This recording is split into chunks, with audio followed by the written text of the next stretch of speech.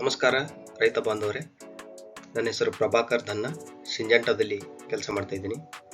ಇವತ್ತಿನ ದಿನ ನಾವು ರೋಗಗಳ ಬಗ್ಗೆ ಸಂಕ್ಷಿಪ್ತವಾಗಿ ಅರ್ಥ ಮಾಡ್ಕೊಳ್ಳೋಣ. ಈ ನಿಮಗೆಲ್ಲರೂ ತಿಳಿದಿರುವಂಗೆ ನಾವು ಬೇರೆ ಬೇರೆ ಬೆಳೆಗಳಲ್ಲಿ ಅತ್ಯಂತ ಕ್ಲಿಷ್ಟಕರ ಇರ್ತಕ್ಕಂಥ ರೋಗಗಳನ್ನು ಯಾವ ಥರ ನಿಯಂತ್ರಣ ಮಾಡಬೇಕಂತಕ್ಕಂಥದ್ದನ್ನು ಸಲುವಾಗಿನೇ ಒಂದು ಹೊಸ ಉತ್ಪನ್ನವನ್ನು ಕಳೆದ 2 ವರ್ಷಗಳಿಂದ ನಾವು ಬಿಡುಗಡೆ ಮಾಡಿದ್ದೇವೆ. ಅದೇ ಮಿರಾಜ್ ಡಿಯೋ ಅಂತಕ್ಕಂಥದ್ದು. ಹಲವಾರು ಬೆಳೆಗಳಲ್ಲಿ ಬರ್ತಕ್ಕಂಥ ಹಲವಾರು ರೀತಿಯ ರೋಗಗಳನ್ನು ಪರಿಣಾಮಕಾರಿಯಾಗಿ ನಿಯಂತ್ರಿಸಲು ಮತ್ತು ಸಮಗ್ರ ರೋಗ ನಿರ್ವಹಣೆಗಾಗಿ ಈ ಮಿರಾಜ್ ಡಿಯೋ ಭಾರತದಾದ್ಯಂತ ಅತ್ಯಂತ ಒಳ್ಳೆಯ ಪ್ರದರ್ಶನವನ್ನು ಕೊಡ್ತಾ ಐತೆ. ಒಳ್ಳೆಯ ಗುಣಮಟ್ಟದ ಉತ್ಪನ್ನವನ್ನು ರೈತರಿಗೆ ಕೊಡಲು ಅದು ಸಹಾಯ ಮಾಡಕತ್ತೈತೆ.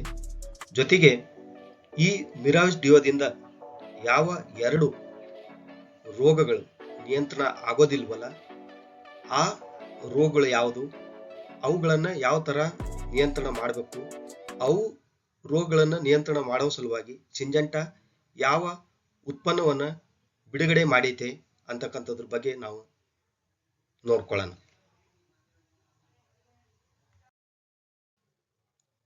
ಆ ರೋಗಗಳು ಯಾವ ಥರ ಇರ್ತವೆ, ಅವು ಹೇಗೆ ಕಾಣಿಸ್ತವೆ ಮತ್ತು ಅವುಗಳ ಗುಣಲಕ್ಷಣಗಳು ಹೇಗೆ ಅಂತಕ್ಕಂಥದ್ದನ್ನು ನಾವು ಸಂಕ್ಷಿಪ್ತವಾಗಿ ನೋಡ್ಕೊಂಡು ಬರೋಣ.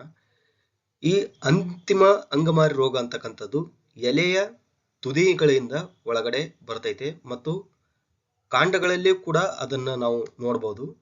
ಈ ಅಂತಿಮ ಅಂಗಮಾರಿ ರೋಗವು ವಾತಾವರಣದಲ್ಲಿ ಅಂದರೆ ತೇವಾಂಶ ಜಾಸ್ತಿ ಇದ್ದು ಮತ್ತು ಚಳಿಗಾಲ ಸಮಯದಲ್ಲಿ ಇದು ಅತ್ಯಂತ ಹೆಚ್ಚು ಬರ್ತಕ್ಕಂಥ ರೋಗವಾಗಿರ್ತೈತೆ. ಅದೇ ಥರ ಏನಂತೇಳಿ ಅಂದರೆ ಈ ಅಂತಿಮ ಅಂಗಮಾರಿ ರೋಗ ಎಲೆಗಳ ಚುಕ್ಕೆಗಳು ಒಂದಕ್ಕೊಂದು ಅವು ದೊಡ್ಡದಾಗಿ ಏನಂತೇಳಿ ಅಂದರೆ ಕಂದು ಬಣ್ಣಕ್ಕೆ ತಿರುಗಿ ಎಲೆ ಒಣಗ್ತೈತೆ. ಅದೇ ಥರ ಈ ಡೌನಿ ಮಿಲ್ಡ್ಯೂ ಅಂತಕ್ಕಂಥದ್ದು ಎಲ್ಲ ನಮ್ಮ ತರಕಾರಿ ಬೆಳೆಗಳಲ್ಲಿ ಬರ್ತಕ್ಕಂಥ ರೋಗ. ಸರ್ವೇ ಸಾಮಾನ್ಯವಾಗಿ ಎಲ್ಲ ಬೆಳೆಗಳಲ್ಲಿ ಇದು ಕಾಣಿಸ್ಕೊಳ್ತೈತೆ. ಈ ರೋಗವು ಕೂಡ ಏನಂತೇಳಿ ಅಂದರೆ ಎಲೆಯ ಮೇಲ್ಭಾಗದಲ್ಲಿ ಹಳದಿ ಬಣ್ಣಕ್ಕೆ ತಿರುಗತೈತೆ ಮತ್ತು ಕೆಳಗಡೆಯಲ್ಲಿ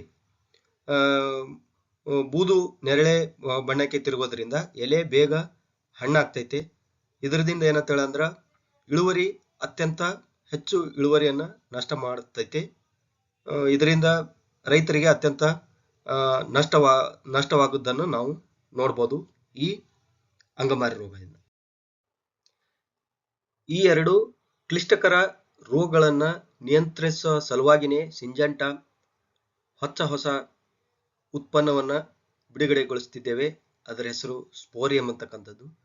ಇದು ಡೌನಿ ಮಿಲ್ಡ್ಯೂ ಆಗಿರ್ಬೋದು ಮತ್ತು ಲೇಟ್ ಬ್ಲೈಟ್ ಅಥವಾ ಅಂತಿಮ ಅಂಗಮಾರಿ ರೋಗವನ್ನು ಅತ್ಯಂತ ಪರಿಣಾಮಕಾರಿಯಾಗಿ ನಿಯಂತ್ರಿಸುತ್ತದೆ. ಅದರ ಜೊತೆಗೆ ಈ 2 ರೋಗಗಳ ಜೊತೆಗೆ ಏನಂತೇಳಿ ಅಂದರೆ ಎಲೆ ಚುಕ್ಕಿ ರೋಗ ಆಗಿರ್ಬೋದು, ಸಣ್ಣ ಪುಟ್ಟ ಬೂದಿ ರೋಗ ಆಗಿರ್ಬೋದು ಮತ್ತು ಕಾಯಿ ಕೊಳೆ ರೋಗ ಆಗಿರ್ಬೋದು, ಈ ಥರ ರೋಗಗಳನ್ನು ಕೂಡ ನಿಯಂತ್ರಿಸೋದ್ರಿಂದ ನಮಗೆ ಒಂದು ಸಂಪೂರ್ಣವಾಗಿ ನಮ್ಮ ಬೆಳೆಗೆ ಬರ್ತಕ್ಕಂಥ ರೋಗಗಳನ್ನು ಇದು ನಿಯಂತ್ರಿಸುತ್ತೈತೆ. ಇದರಿಂದ ನಮಗೆ ಒಳ್ಳೆಯ ಒಂದು ಇಳುವರಿಯನ್ನು ನಾವು ಕಂಡುಕೊಳ್ಳೋದಕ್ಕೆ ಸಾಧ್ಯ ಆಗ್ತೈತೆ. ಈ ಚಿತ್ರದಲ್ಲಿ ನೀವು ನೋಡ್ಬೋದು, ಸಿಂಪಡಣೆ ಮಾಡದೇ ಇರ್ತಕ್ಕಂಥದ್ರಲ್ಲಿ ನೀವು ಅಂತಿಮ ಅಂಗಮಾರಿ ರೋಗವನ್ನು ನೀವು ಬಹಳಷ್ಟು ನೋಡ್ಬೋದು. ಎಲೆಗಳ ಮೇಲೆ ಆಗಿರ್ಬೋದು ಅಥವಾ ಕಾಂಡಗಳ ಮೇಲೆ ಆಗಿರ್ಬೋದು. ಅದೇ ರೀತಿ ಸ್ಪೋರಿಯಂ ಸಿಂಪಡಣೆ ಮಾಡಿದ ಪ್ಲಾಟ್ಗಳಲ್ಲಿ ಅಥವಾ ತಾಕಿನಲ್ಲಿ ನೀವು ನೋಡ್ಬೋದು, ಸಂಪೂರ್ಣವಾಗಿ ರೋಗ ನಿಯಂತ್ರಣಗೊಂಡೈತೆ ಮತ್ತು ಬಹಳಷ್ಟು ಬೆಳೆಯು ಆರೋಗ್ಯದಿಂದ ಕಾಣಿಸ್ತೈತೆ. ಸೊ ಇದರಿಂದನೇ ನೀವು ಖಚಿತಪಡಿಸಬಹುದು ಟೊಮೆಟೊ ಬೆಳೆಯಲ್ಲಿ ಅಂತಿಮ ರೋಗವನ್ನು ಬಹಳ ಸರಿಯಾಗಿ ಇದು ನಿಯಂತ್ರಣ ಮಾಡ್ತೈತೆ ಅಂತಕ್ಕಂಥದ್ದನ್ನು. ಈ ಕುಕುಂಬರ್ ಅಥವಾ ನಾವು ಸೌತೆ ಬೆಳೆಯಲ್ಲಿಯೂ ಕೂಡ ನೀವು ನೋಡ್ಬೋದು ಈ ಡೌನಿ ಮಿಲ್ಡ್ಯೂವನ್ನು. ಇಲ್ಲಿ ಕೂಡ ನೀವು ಡೌನಿ ಮಿಲ್ಡ್ಯೂನ ಯಾವುದೇ ಸಿಂಪಡಣೆ ಮಾಡದೇ ಇರತಕ್ಕಂಥ ಪ್ಲಾಟ್ನಲ್ಲಿ ನೀವು ನೋಡ್ಬೋದು. ಅತ್ಯಂತ ಹೆಚ್ಚು ಡೌನಿ ಮಿಲ್ಡ್ಯೂವನ್ನು ನಾವು ಕಾಣ್ಬೋದು. ಅದೇ ಥರ ಸ್ಪೋರಿಯಂ ಸಿಂಪಡಣೆ ಮಾಡಿದ ತಾಕಿನಲ್ಲಿ ಬಲಿಷ್ಠ ಮತ್ತು ಸುರಕ್ಷತೆಯ ಶಕ್ತಿಯನ್ನು ನೀವು ಸ್ಪೋರಿಯಂ ಕಾರ್ಯಕ್ಷಮತೆಯನ್ನು ನೀವು ಈ ಬೆಳೆಯಲ್ಲಿ ನೋಡ್ಬೋದು. ಇದರಿಂದ ಒಳ್ಳೆಯ ಹೂಗಳ ಬೆಳವಣಿಗೆ ಮತ್ತು ಒಳ್ಳೆಯ ಇಳುವರಿಯನ್ನು ಬರೋಕ್ಕೆ ಇದು ಚೆನ್ನಾಗಿ ಸಹಾಯ ಮಾಡ್ತೈತೆ. ಇದರಿಂದ ಒಳ್ಳೆಯ ಇಳುವರಿಯನ್ನು ರೈತ ಅನುಭವಿಸ್ಬೋದು. ಈ ಸ್ಪೋರಿಯಂನ ಒಂದಿಷ್ಟು ವೈಶಿಷ್ಟ್ಯತೆಗಳನ್ನು ಮತ್ತು ಲಾಭಗಳನ್ನು ನಾವು ನೋಡೋದಾದ್ರೆ, ಇದು ಅತ್ಯಂತ ಶಕ್ತಿಶಾಲಿ ಉತ್ಪನ್ನವಾಗಿದ್ದು ಇದರಲ್ಲಿ 2 ಉತ್ಪನ್ನಗಳು ಇದಾವೆ. ಒಂದು OXTP ಅಂತ ಹೇಳಿ ಅಂತೀವಿ ಮತ್ತು ಇನ್ನೊಂದು ಔಷಧಿ ಅಜಾಸಿಕ್ಸ್ಟ್ರೋಬಿನ್, ಆಕ್ಸಿಥಿಯೋಪಿಪ್ರೋಲಿನ್ ಅಂತಕ್ಕಂಥದ್ದು ಮತ್ತು ಅಜಾಸಿಕ್ಸ್ಟ್ರೋಬಿನ್ ಇರೋದ್ರಿಂದ ನಮ್ಮ ಬೆಳೆಯಲ್ಲಿ ಬರ್ತಕ್ಕಂಥ ಊಮೆಸಿಡ್ಸ್ದಿಂದ ಬರ್ತಕ್ಕಂಥ ರೋಗಗಳನ್ನು ನಾವು ನಿಯಂತ್ರಿಸಬಹುದು. ಊಮೆಸಿಡ್ಸ್ದಿಂದ ಬರ್ತಕ್ಕಂಥ ರೋಗಗಳಂದರೆ ಡೌನಿ ಮಿಲ್ಡ್ಯೂ ಆಗಿರ್ಬೋದು ಅಥವಾ ಅಂತಿಮ ಅಂಗಮಾರಿ ರೋಗಗಳು.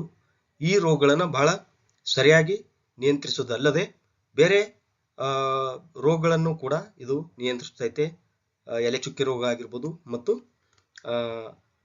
ಸಣ್ಣ ಪುಟ್ಟ ಬೂದಿ ರೋಗ ಆಗಿರ್ಬೋದು ಮತ್ತು ಈ ಕಾಯಿ ಕೊಳೆ ರೋಗವನ್ನು ಕೂಡ ನಿಯಂತ್ರಿಸ್ತೈತೆ.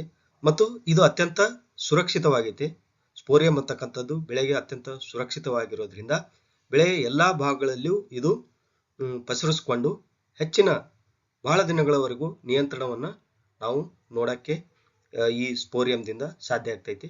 ಮತ್ತು ಇದರಿಂದ ಏನಂತೇಳಂದ್ರೆ ಬೆಳೆಯು ಸುರಕ್ಷಿತ ಮತ್ತು ಬಲಿಷ್ಠ ಇತ್ತಂತೇಳಂದ್ರೆ ನಮಗೆ ಉತ್ತಮ ಮತ್ತು ಒಳ್ಳೆಯ ಗುಣಮಟ್ಟದ ಇಳುವರಿಯನ್ನು ನಾವು ತಗೊಳ್ಳೋಕ್ಕೆ ಸಾಧ್ಯ ಆಗ್ತೈತಿ. ಈ ಸ್ಪೋರಿಯಂನಿಂದ ಇದರಿಂದ ಒಳ್ಳೆಯ ಇಳುವರಿಯನ್ನು ನಾವು ಪಡ್ಕೊಳ್ಳೋಕ್ಕೆ ಸಾಧ್ಯ ಆಗುತ್ತೆ.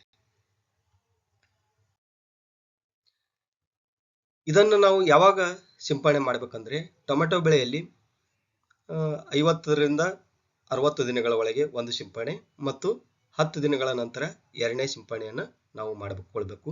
ಅದೇ ಥರ ಸೌತೆ ಬೆಳೆಯಲ್ಲಿ ಮೊದಲನೇ ಸಿಂಪಡಣೆಯಾಗಿ ನಾವು 25 ರಿಂದ 30 ದಿನಗಳಲ್ಲಿ ಅಥವಾ ಹೂ ಬಿಡುವ ಸಮಯದಲ್ಲಿ 1ನೇ ಸಿಂಪಡಣೆ ಮತ್ತು 10 ರಿಂದ 15 ದಿನಗಳಾದಮೇಲೆ ನಾವು 2ನೇ ಸಿಂಪಡಣೆಯಾಗಿ ನಾವು ಕೊಡಬೇಕು. ಇದರಿಂದ ಸಂಪೂರ್ಣವಾಗಿ ಅಂತಿಮ ಅಂಗಮಾರಿ ರೋಗ ಮತ್ತು ಡೌನಿ ಮಿಲ್ಡ್ಯೂವನ್ನು ನಿಯಂತ್ರಣ ಮಾಡ್ಬೋದು.